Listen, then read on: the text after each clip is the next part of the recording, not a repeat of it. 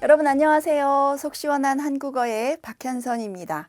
오늘은 아리안님의 요청으로 그나마와 적어도 이 두 개의 단어를 비교 대조해 드리려고 합니다. 이 두 개의 단어는 둘 다 부사예요.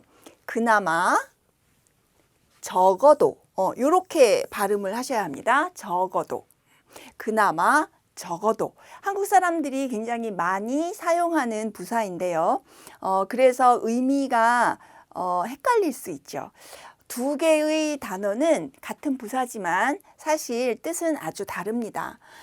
그나마는 안 좋은 상황 또는 모자란 상황에서 그래도 다행이에요 라는 의미를 지니고 있는 말이에요. 그래서 그래도 다행이다 이런 느낌을 가지고 사용하는 말입니다.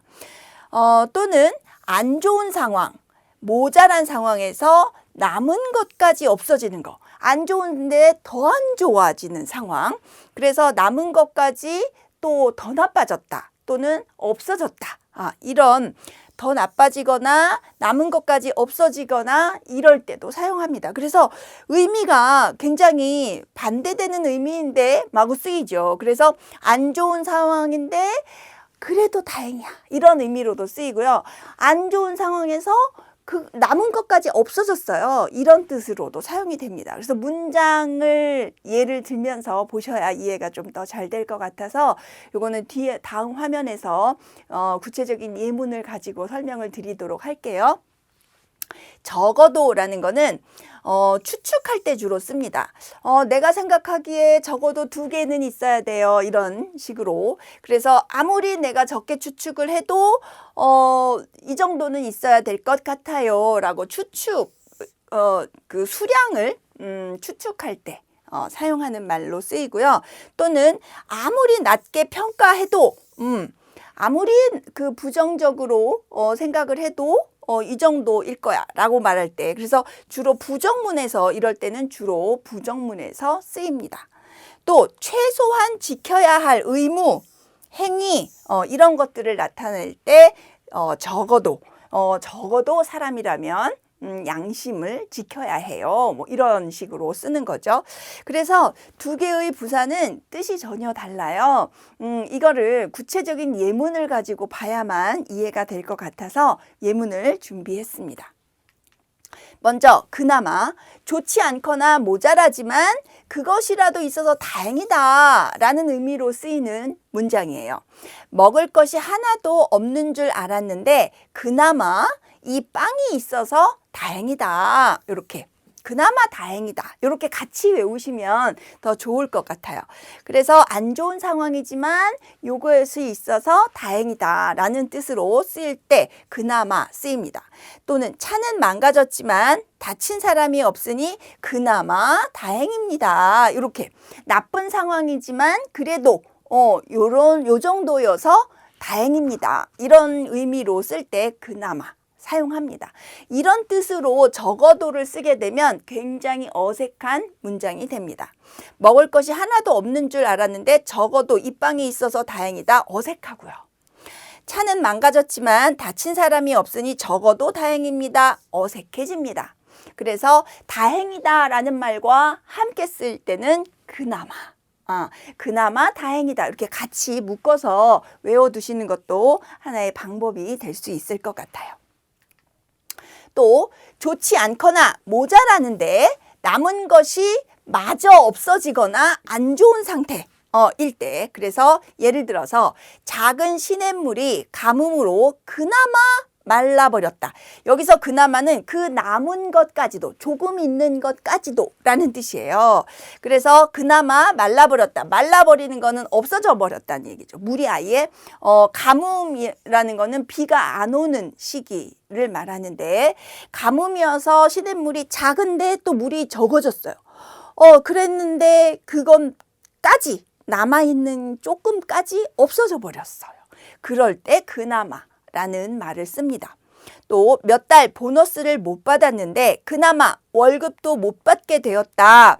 그래서 보너스는커녕 월급도 못 받게 되었다. 그래서 부족한 것마저, 부족한데 그것마저 없어졌어요. 라는 뜻으로 그나마 라는 말을 사용합니다. 이런 뜻으로 적어도를 쓰게 되면 전혀 이상한, 어색한 말이 되죠. 작은 시냇물이 가뭄으로 적어도 말라버렸다. 이런 말 쓰는 한국 사람은 없어요. 몇 달째 보너스를 못 받았는데 적어도 월급도 못 받게 되었다. 이상한 표현이 됩니다. 그래서 다행이다. 부족한 상태지만 다행이다. 또는 부족한 상태에서 남은 것까지 없어졌다. 이런 의미를 가지고 쓸 때 그나마라는 부사를 사용합니다. 자, 이제 적어도와 관련된 예문을 보도록 하겠습니다.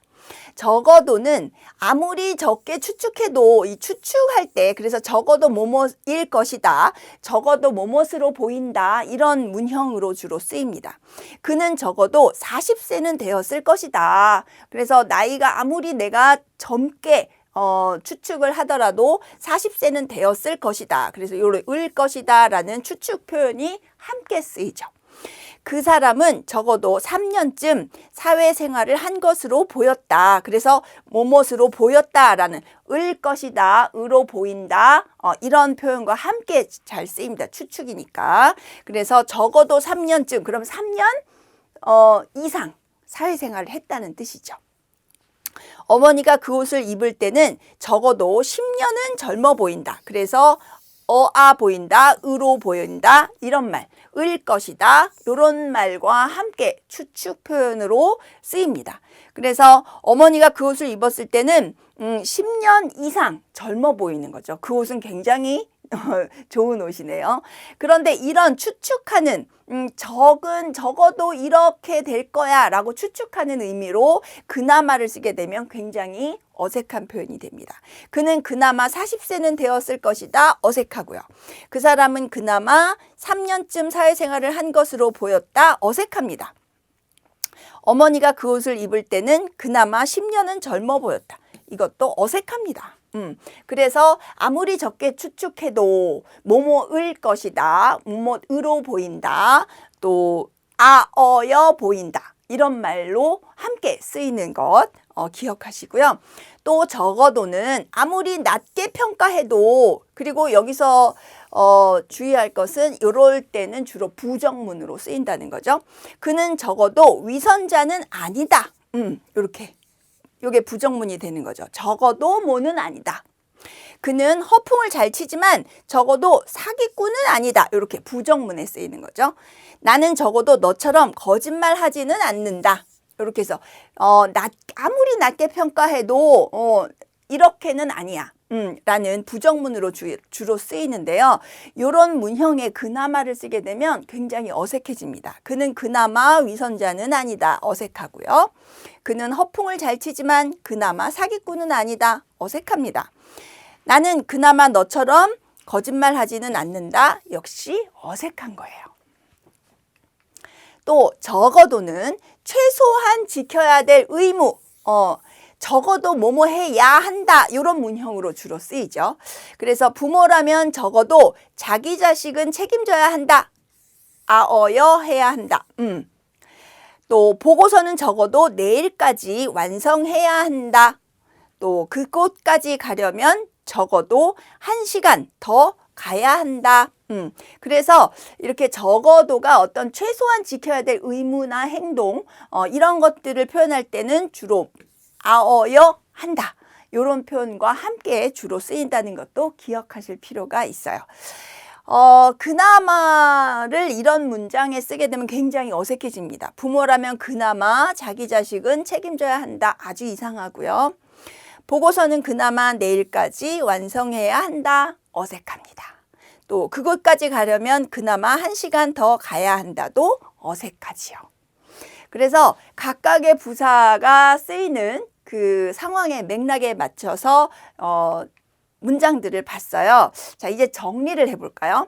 그나마는 안 좋거나 모자란 상황에서 사용합니다.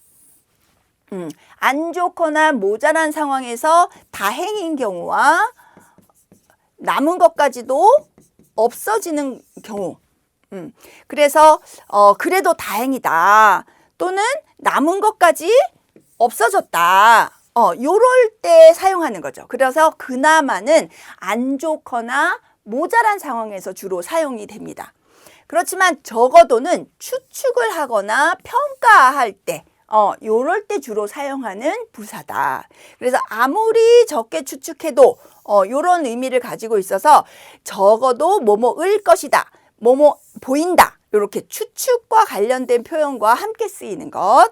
두 번째는 아무리 낮게 평가해도 이때는 부정문에 주로 쓰인다는 것 기억하시면 좋겠고요. 또 최소한 지켜야 될 의무. 그래서 이때는 아어여 한다. 이런 문형으로 주로 쓰인다는 것 기억하시면 두 개의 부사 구별해서 사용하실 수 있을 거예요. 도움이 되었나요? 오늘 설명은 여기까지입니다. 도움이 되었으면 좋아요, 구독 버튼, 알림 버튼 눌러주시고요. 궁금한 한국어와 관련된 궁금한 내용 있으시면 언제든지 댓글에 올려주세요. 또 한국 문화나 뭐 유행어 이런 것들에 대한 궁금증도 댓글에 올려주시면 제가 설명을 속 시원하게 해드리도록 하겠습니다. 그럼 다음 시간에 또 만나요, 여러분. 안녕.